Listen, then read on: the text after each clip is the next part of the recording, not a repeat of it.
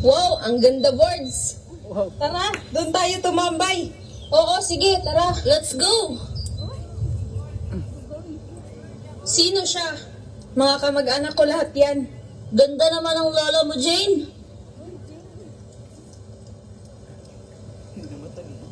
Nice! Luma na nito ah. Nandito ba pala to?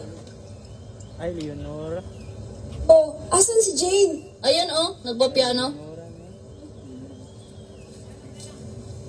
Oy, Jane, ano yan? Ano yan, Jane? Patingin. Wag! Baka mapunit to! Patingin ako, patingin. Sinabi ng wag eh!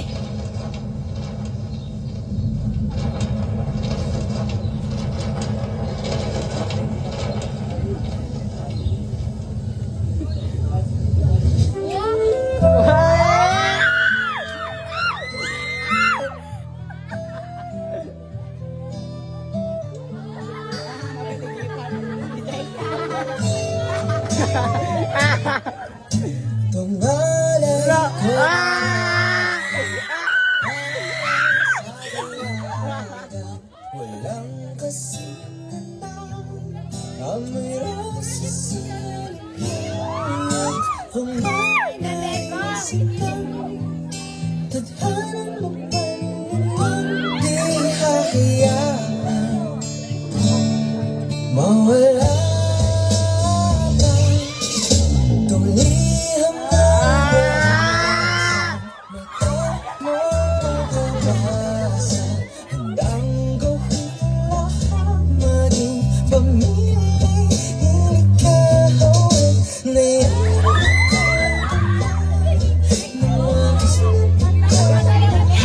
hilig ka lang naman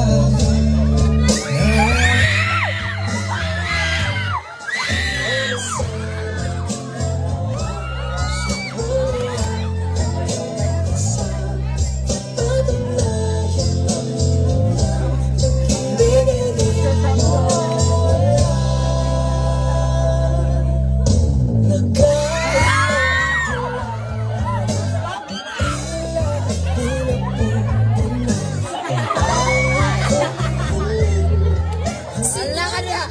Tignan mo ang iyong anak. Leonora.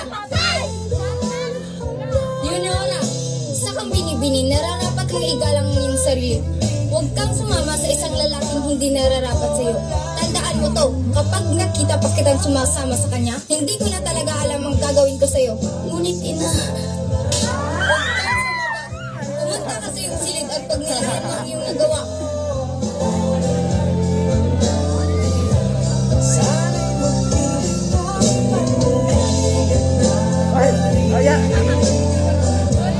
Dahan-dahaking mag-isa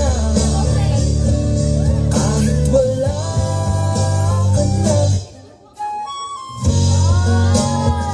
O Leonora kong sinisita, sa bawat ngiti at sulat mo, ako'y napapaibig sa isang nilang nakagalang.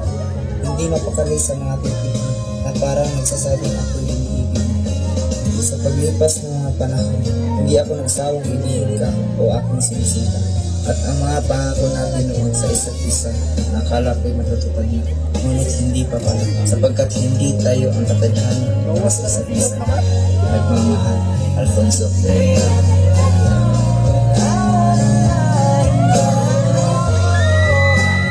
Leonora! Alfonso. Ako na Maging ako din, Alfonso. Subalit, hindi na tayo maaring magsama pa. Leonora.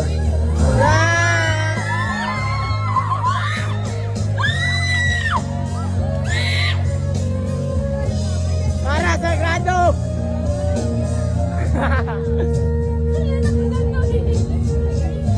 Para sagrado, gagawin ko lahat.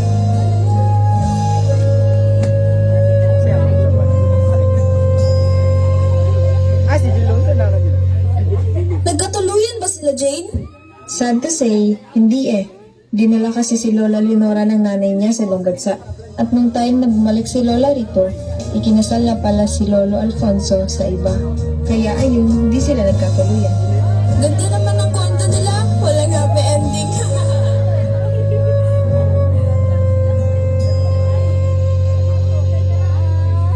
Jilo. Tigunit ras Jilo. Ay, wala.